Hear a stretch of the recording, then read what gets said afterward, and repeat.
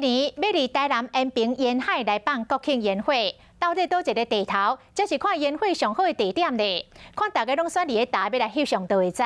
就伫咧盐水溪出海口半华顶，已经采40多支要放翕相机的卡架啊咯。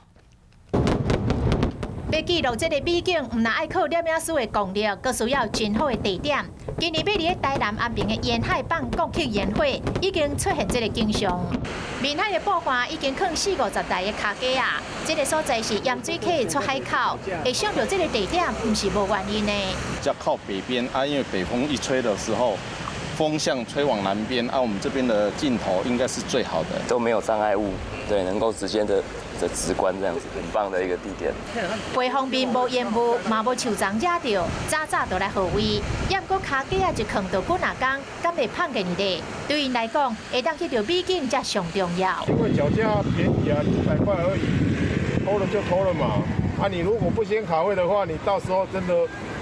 就没位置拍。是啊，其实只要要办大型的烟火进程，拢会当看到爱摄影的人出动。像台南这间庙是稳固桥顶，就是上好的地点。还有进前的南投灯会，观众也未到，卡架也就准备好势了。要记录上水的一瞬间，一点仔拢袂当凊彩。